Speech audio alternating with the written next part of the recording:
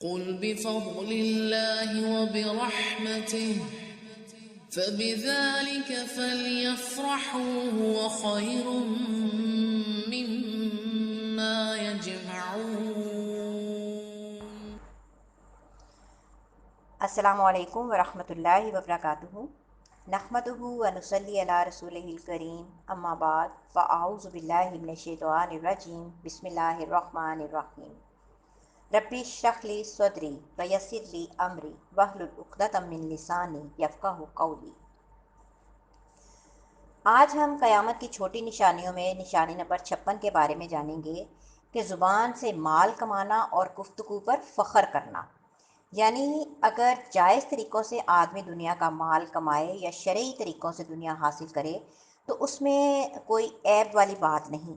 اور مال کمانے کا شرعی طریقہ کیا ہے کہ آدمی بیان و کلام اور دلیل کے ذریعے سے روزی کمائے، یعنی کہ اس کی بات اچھی ہو، اس کے پاس دلیل بھی ہو، جو بھی اس کے پاس سامان ہو، جیسے کہ وکلا جو حق کوئی اور سے کام لیتے ہیں، یعنی کہ وکیل جو سچ بولتے ہیں، اور ٹیچرز وغیرہ جو ہیں وہ امانت داری سے اپنا کام کرتے ہیں، تو ان حضرات کی روزی کا جو ہے اس کا زیادہ اعتماد کس چیز پر ہوتا ہے؟ گفتگو پر۔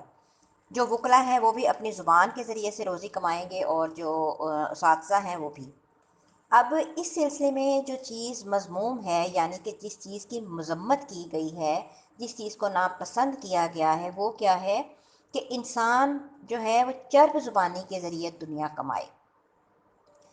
چرب زبانی ہوتی ہے تیز زبان، یعنی آپ کو بات کرنے کا اتنا فن ہو کہ جھوٹے بھی ہوں گے تو اگلے انسان کو یوں لگے کہ جیسے سچے ہیں، اسے کہتے ہیں چرب زبانی۔ تو کسی غیر مستحق شخص کی ناجائز تعریف اور خوشامد کر کے خرید و فروخت میں جھوٹی قسمیں کھانا یا غلط بیانی کر کے مال اکٹھا کرنا، یہ تمام کام کر کے جتنے بھی اس طرح کے طریقوں سے مال کمایا جائے گا وہ سب ممنوع اور ناجائز ہے۔ عمر بن سعد کو اپنے والد حضرت سعد بن ابی وقاص رضی اللہ تعالیٰ عنہ سے کوئی کام تھا۔ اب وہ اپنے والد کی خدمت میں حاضر ہوئے، لیکن اپنا مقصد بیان کرنے سے پہلے انہوں نے فصاحت و بلاغت سے لبریز کچھ ایسی خوشنما گفتگو کی۔ فصاحت و بلاغت کا مطلب ہوتا ہے کہ آپ جو بھی بات کر رہے ہیں وہ موقع محل کے مطابق بھی ہو اور ایسی ہو کہ جو سننے والے پر اثر انداز ہو۔ اور لبریز کا معنی ہے بھرا ہوا ہونا، خوشنما یعنی کہ اچھی بات، کہ لوگ اپنے مقصد کو حاصل کرنے کے لیے جیسے باتیں کرتے ہیں انہوں نے بھی ایسا ہی کیا۔ تو سعد بن ابی وقاص نے اس سے پہلے ان کی ایسی شاندار گفتگو نہیں سنی تھی۔ تو جب ان کے بیٹے نے اپنی بات کہہ لی تو انہوں نے کہا، کیا تم نے اپنی بات مکمل کر لی؟ تو اس نے کہا، جی ہاں، میں نے جو کہنا تھا میں کہہ چکا۔ تو حضرت سعد رضی اللہ تعالیٰ عنہ نے فرمایا کہ جب سے میں نے تمہاری یہ گفتگو سنی ہے تم اپنے مقصد سے زیادہ دور ہو گئے ہو، اور میں تم سے اس قدر متنفر پہلے کبھی نہ تھا جس طرح آج ہوا ہوں۔ میں نے نبی کریم صلی اللہ علیہ وآلہ وسلم کو فرماتے ہوئے سنا ہے کہ قیامت اس وقت تک قائم نہ ہوگی جب تک ایک ایسی قوم ظاہر نہ ہو جائے جو اپنی زبانوں سے اس طرح کھائے گی جس طرح گائے زمین سے کھاتی ہے، یعنی کہ گائے سے تشبیہ دی جا رہی ہے کہ وہ چر چر کر کے بولیں گے اور چرب زبانی کی وجہ سے کسی کا حق حاصل کریں گے۔ حضرت عبداللہ بن عمر رضی اللہ تعالیٰ عنہ بیان کرتے ہیں کہ نبی صلی اللہ علیہ وآلہ وسلم نے فرمایا کہ قیامت کے قریب برے لوگ بلند کر دیے جائیں گے اور اچھے لوگ پست کر دیے جائیں گے۔ باتوں کی کثرت ہو جائے گی اور عمل کو روک دیا جائے گا، یعنی کہ عمل نہیں ہوگا، اور لوگوں کو مسنات پڑھ کر سنائی جائے گی اور کوئی بھی اس کو برا نہیں سمجھے گا۔ پوچھا جائے گا کہ مسنات یہ چیز کیا ہے؟ تو فرمایا کہ جو کچھ اللہ کی کتاب کے سوا لکھا جائے، یعنی کہ اللہ کی کتاب کو چھوڑ دیا جائے گا اور لوگ اپنی ہی باتوں کے ذریعے سے سب کچھ حاصل کریں گے۔ اس کے بعد نشانی نمبر 57 ہے کہ قرآن کے سوا دیگر کتب کی کثرت سے اشاعت۔ یہ بھی علامات قیامت میں سے ہے کہ قرآن کی اتنی اشاعت نہیں ہوگی جتنی دوسری کتابوں کی ہوگی۔ دینی کتب کی بجائے دنیاوی کتب کی طرف لوگوں کا رجحان زیادہ ہو جائے گا، تو ظاہر ہے جتنی زیادہ سیل ہوں گی اتنی زیادہ ان کو تیار کرنا پڑیں گی۔ اور پچھلی حدیث سے بھی یہ ثابت ہوتی ہیں کہ لوگوں کو مسنات پڑھائی جائے گی۔ پوچھا گیا کہ مسنات کیا چیز ہے، تو فرمایا جو بھی اللہ کی کتاب کے سوا لکھا جائے۔ اس کے بعد نشانی نمبر 58 ہے کہ قاریوں کی کثرت اور فقہاء علماء کی قلت، یعنی کہ قاری جو ہیں وہ بہت زیادہ ہو جائیں گے اور جو دین کی سمجھ رکھنے والے ہوں گے، جو دین کے عالم ہوں گے، وہ کم ہو جائیں گی۔ یہ بھی قیامت کی نشانی ہوگی۔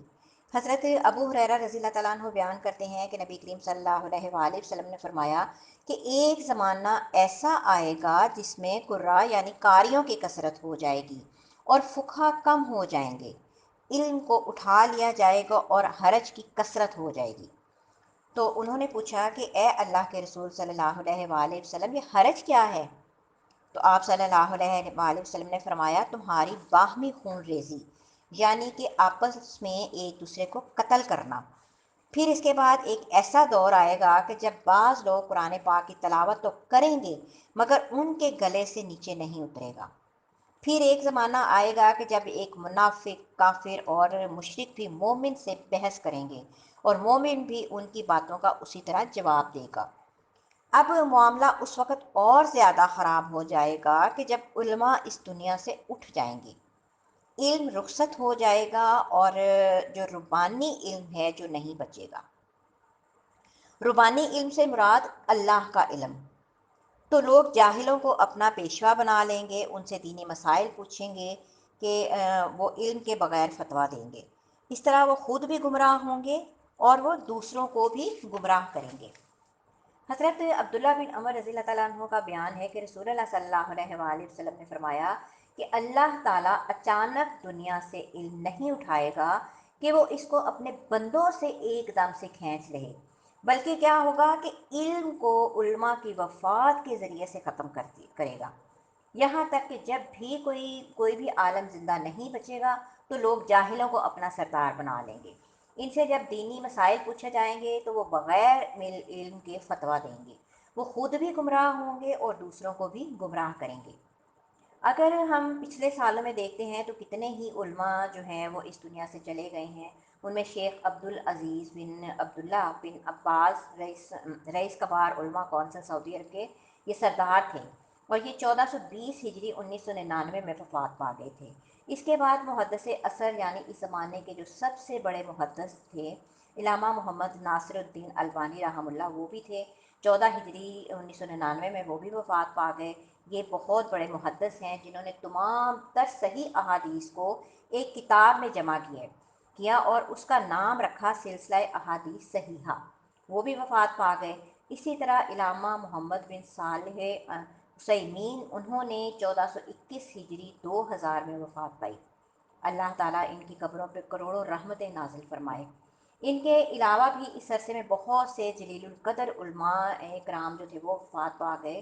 تو اگر ہم آج امت اسلامیہ کے احوال پر غور کرتے ہیں تو ہم دیکھتے ہیں کہ ایک بہت بڑی تعداد میں لوگ قرآن پاک کی تلاوت خوبصورت آواز سے بھی کرتے ہیں، ان کی قرأت بہت دلکش انداز میں ہوتی ہے، لیکن اگر شرعی علم کو دیکھا جائے اور دینی احکامات کو سیکھنے کے میدان میں اگر ہم انہیں دیکھیں تو پھر اندر بہت زیادہ لوگوں کے اندر سستی آ چکی ہے۔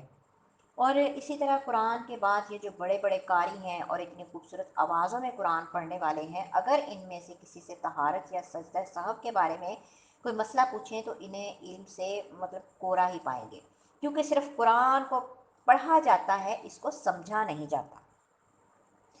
اس کے بعد ہے اصاغر سے علم حاصل کرنا۔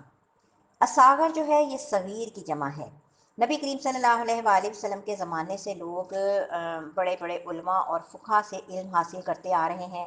ایک وقت ایسا آئے گا کہ کم فہم اور چھوٹے لوگ اس منصب پر قابض ہو جائیں گے، پھر لوگ انہی سے فتویٰ پوچھیں گے اور وہ فتوے جاری کریں گے، جیسے کہ پچھلی حدیث میں ہم نے پڑھا ہے۔ حضرت ابو امیہ جمحی رضی اللہ تعالیٰ عنہ بیان کرتے ہیں کہ نبی کریم صلی اللہ علیہ وآلہ وسلم نے فرمایا کہ قیامت کی نشانیوں میں سے یہ بھی ہے کہ اصاغر سے علم حاصل کیا جائے گا۔ امام عبداللہ بن مبارک رحمہ اللہ سے پوچھا گیا کہ یہ اصاغر کون ہیں؟ تو انہوں نے کہا کہ یہ لوگ وہ ہیں جو اپنی رائے سے فتوے دیتے ہیں، یعنی وہ اپنے علم کو مضبوط نہیں کرتے، نہ اپنے فتووں کی تحقیق کرتے ہیں، اور نہ شرعی دلائل سے استدلال کرتے ہیں۔ یعنی کہ وہ ایسا نہیں کرتے کہ قرآن و سنت کی دلیلوں کو لیں اور ان پر اپنے مسئلے کو پیش کریں اور وہاں سے اس کا حل تلاش کریں، بلکہ وہ کیا کرتے ہیں کہ وہ اپنی مرضی سے فتوے دیتے ہیں۔ اور یہ بھی کہا گیا کہ اصاغر سے مراد جو ہے وہ اہل بدعت ہیں۔ دین کے اندر نئی بات جو ایجاد کرنا، اس کو بدعت کہتے ہیں۔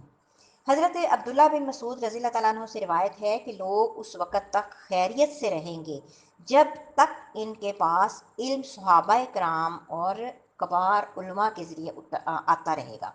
یعنی کہ جب تک بڑے علماء اور صحابہ کے علم سے وہ استفادہ کرتے رہیں گے، اس وقت تک خیر پر رہیں گے۔ لیکن جب علم چھوٹے لوگوں کے ذریعے آنا شروع ہوگا تو وہ تباہ و برباد ہو جائیں گے، یعنی کہ وہ اپنی رائے سے علم دینا شروع کر دیں گے اور کتاب و سنت کو چھوڑ دیا جائے گا۔ تو اگر ہم دیکھتے ہیں تو الحمدللہ ابھی تک تو ایسا ہی تھا کہ صحابہ کرام اور کبار علماء کرام سے اس کو حاصل کیا جاتا، لیکن آج چونکہ ذرائع ابلاغ میڈیا کا دور ہے تو آپ دیکھیں کہ ہر چھوٹے سے چھوٹا بندہ ہے، اس نے اپنا چینل بنایا ہے اور وہ اس کے بعد اوپر اپنی تھوڑی سی بھی معلومات دیتا ہے۔ آپ نے دیکھا ہوگا کہ سوشل میڈیا پر واٹس ایپ پر کتنی ہی ایسی احادیث ہوتی ہیں جو کہ ضعیف ہوتی ہیں، کتنی ہی ایسی باتیں جن کا دین سے کوئی تعلق نہیں ہوتا اور لوگ دین بنا کر اس کو ہمارے سامنے پیش کر رہے ہوتے ہیں۔ اسی طرح یہ بات بھی پیش نظر ہونی چاہیے کہ جیسے عمر کا زیادہ ہونا کسی کے عالم ہونے کی علامت نہیں، اسی طرح صرف چھوٹی عمر کی وجہ سے کسی کو جاہل بھی نہیں کہا جا سکتا، کیونکہ علی بن مدینی رحم اللہ فرماتے ہیں کہ علم بڑی عمر کا نام نہیں ہے۔ اسی طرح حضرت عمر بن خطاب رضی اللہ تعالیٰ عنہ سے یہ قول نقل کیا گیا ہے کہ علم کا تعلق چھوٹی یا بڑی عمر سے نہیں، بلکہ اللہ تعالیٰ جہاں چاہتا ہے وہاں علم رکھ دیتا ہے۔ لیکن یہ ہے کہ جتنی زیادہ عمر ہوگی اس کے علم میں بھی پختگی ہوگی۔ تو یہ ضروری ہے کہ جو لوگ معاشرے میں عالم کے طور پر مشہور ہو جائیں وہ اپنے آپ کو چھوٹے لوگوں میں سے نکال کر بڑے انسان بننے کی کوشش کریں۔ تو یہ اسی وقت ممکن ہے جب وہ مزید علم حاصل کریں گے، کتاب و سنت کا فہم پیدا کریں گے، اپنے علم کو پختہ کریں گے اور بڑے علماء سے رابطہ رکھیں گے۔ اس کے بعد نشانی نمبر 60 ہے کہ ناگہانی اموات کی کثرت، یعنی کہ اچانک موت آئے گی۔ تو اب ہمارے دور میں آپ دیکھیں کہ یہ نشانی بہت زیادہ ظاہر ہو چکی ہے کہ ایک دم کسی کو ہارٹ اٹیک ہو جاتا ہے، کسی کا خون جم جاتا ہے، کوئی ایکسیڈنٹ میں سے، کوئی کسی طرح سے، کوئی کسی طرح سے، یعنی اچانک جو موت ہے وہ واقعہ ہو جاتی ہے۔ حضرت انس بن مالک رضی اللہ تعالیٰ عنہ بیان کرتے ہیں کہ نبی کریم صلی اللہ علیہ وآلہ وسلم نے فرمایا کہ علامات قیامت میں سے یہ بھی ہے کہ اچانک موت کثرت سے واقعہ ہوگی۔ یعنی کہ پہلے زمانے میں کیا ہوتا تھا کہ انسان کچھ عرصہ بیمار ہوتا، پھر اس کو محسوس ہو جاتا تھا کہ اب یہ مرض الموت ہے، یعنی کہ یہ ایک ایسی بیماری ہے کہ مجھے مار کر ہی چھوڑے گی۔ پھر وہ کیا کرتا تھا کہ اپنی وصیت لکھ لیتا تھا، اپنے گھر والوں کو الوداع کر لیتا، اولاد کو کچھ نصیحتیں کر لیتا، اللہ تعالیٰ کی طرف رجوع کر کے اس سے یا پھر سابقہ گناہوں کی معافی طلب کر لیتا اور کلمہ پڑھنا شروع کر دیتا تاکہ اس کی موت اسی کلمہ پر واقع ہو۔ لیکن آج کے دور میں ہم دیکھتے ہیں تو ایک انسان جو ہے ٹھیک ٹھاک صحت مند ہوتا ہے، اسے کوئی بیماری یا تکلیف بھی نہیں ہوتی، لیکن اچانک ہارٹ اٹیک یا لوگوں میں خون جم جانے سے یا اس طرح کی اور کئی وجوہات ہیں جن کی وجہ سے کیا ہوتا ہے کہ انسان کی اچانک موت واقع ہو جاتی ہے۔ تو ایک عقل مند انسان کے لیے یہ لازم ہے کہ وہ ہر وقت بیدار اور ہوشیار رہے موت اور اللہ کا سامنا کرنے کے لیے، اور وہ ہر وقت اللہ کا اطاعت گزار رہے، کیونکہ صحت اور فراغت کی حالت میں اللہ تعالیٰ کے سامنے جھکنے کی فرصت کو غنیمت جانو۔ عین ممکن ہے کہ تمہاری موت اچانک واقع ہو جائے۔ میں نے کتنے ہی صحت مند ان کو دیکھا ہے کہ وہ بغیر کسی وجہ کے اچانک اس دار فانی سے کوچ کر گئے۔ یہ اشعار جو ہیں یہ امام بخاری رحمہ اللہ کے ہیں۔ تو اچانک موت کی کثرت ہو جائے گی، یہ بھی قیامت کی ایک نشانی ہے۔ اس کے بعد نشانی نمبر 61 ہے کہ بیوقوفوں کی حکمرانی ہوگی۔ عوام الناس کی اصلاح ان کے حکمرانوں کی اصلاح سے اور بگاڑ جو ہے حکمرانوں کے بگاڑ سے مربوط ہوتا ہے۔ کسی بھی ملک میں ظاہر ہے کہ ہم وہی کرنے کے پابند ہوتے ہیں جو کہ ہماری گورنمنٹ کی طرف سے ہمیں آرڈر ملتا ہے۔ تو نبی کریم صلی اللہ علیہ وآلہ وسلم نے خبر دی کہ قیامت جو علامت میں سے یہ بھی ہے کہ حکومت اور قیادت جو ہے وہ کم فہموں اور بیوقوفوں کے ہاتھ میں آ جائے گی، جنہیں نہ کتاب و سنت کا کچھ پتہ ہوگا اور نہ ہی کسی کو کوئی نصیحت کرنے کا کوئی طریقہ ہوگا۔ حضرت جابر بن عبداللہ سے روایت ہے کہ رسول اللہ صلی اللہ علیہ وآلہ وسلم نے اپنے صحابی حضرت کعب بن اجرا رضی اللہ تعالیٰ عنہ سے فرمایا کہ اے کعب، اللہ تمہیں بیوقوفوں کی حکمرانی سے بچائے۔ انہوں نے عرض کی کہ یا رسول اللہ صلی اللہ علیہ وآلہ وسلم، بیوقوفوں کی حکمرانی کا کیا مطلب ہے؟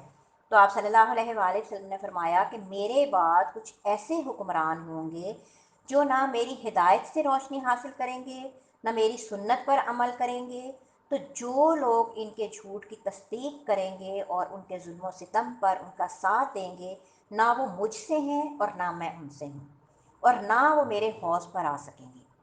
لیکن جو ان کے جھوٹ کی تصدیق نہ کریں اور ظلم پر ان کی آنت یعنی ان کی مدد نہیں کریں گے، وہ میرے ہیں اور میں ان کا ہوں، اور یہ لوگ میرے حوض کوثر پر بھی آئیں گے۔ تو اے کعب، روزہ ڈھال ہے، یعنی روزہ انسان کو جہنم سے بچائے گا، صدقہ گناہوں کو مٹا دیتا ہے، نماز قربانی ہے، یا آپ صلی اللہ علیہ وآلہ وسلم نے یہ بھی فرمایا کہ نماز دلیل ہے۔ اے کعب، وہ گوشت جو حرام غذا سے وجود میں آیا وہ جنت میں داخل نہیں ہو سکے گا، یعنی کہ جس کی روزی جو ہے وہ حرام کی تھی، اس لیے جہنم کی آگ ہی زیادہ مناسب ہے۔ اے کعب، لوگ گھر سے نکلتے ہیں اور اپنی جان کا سودا کرتے ہیں، کوئی اپنی جان کو عذاب الہی سے آزاد کرا لیتا ہے اور کوئی اسے ہلاکت و بربادی میں ڈال دیتا ہے، یعنی کہ اللہ کی اطاعت کرتا ہے تو خود کو عذاب سے آزاد کرا لیا، اور اللہ کی نافرمانی کی تو ہلاکت میں ڈال دیا گیا۔ ایک حدیث میں ہے کہ قیامت اس وقت تک قائم نہ ہوگی جب تک ہر قبیلے کی قیادت منافقین کے ہاتھ میں نہ آ جائے۔ اور منافقین کون ہوتے ہیں؟ جو کم ایمان والے، اللہ کا خوف نہیں ہوتا، بہت زیادہ جھوٹ بولتے ہیں اور ہر درجے کے جاہل ہوتے ہیں۔ اور جب لوگوں کے بادشاہ ہی ایسے ہوں گے تو پھر یہ چیز تہ و بالا ہو جائے گی۔ امام شافعی رحم اللہ فرماتے ہیں قیامت اس وقت تک قائم نہ ہوگی جب تک علم کو جہالت اور جہالت کو علم نہ سمجھا جانے لگے گا۔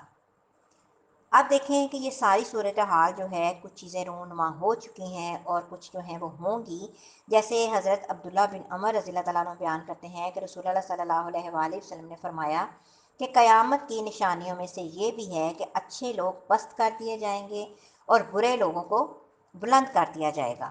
تو اللہ تعالیٰ سے دعا ہے کہ وہ ہمیں ان فتنوں سے دور فرمائے اور ہمیں بہترین لوگوں میں شامل کرے۔ اللہ تعالیٰ ہماری اصلاح فرمائے اور ہماری نیک حاجات کو پورا فرمائے۔ آمین یا رب العالمین۔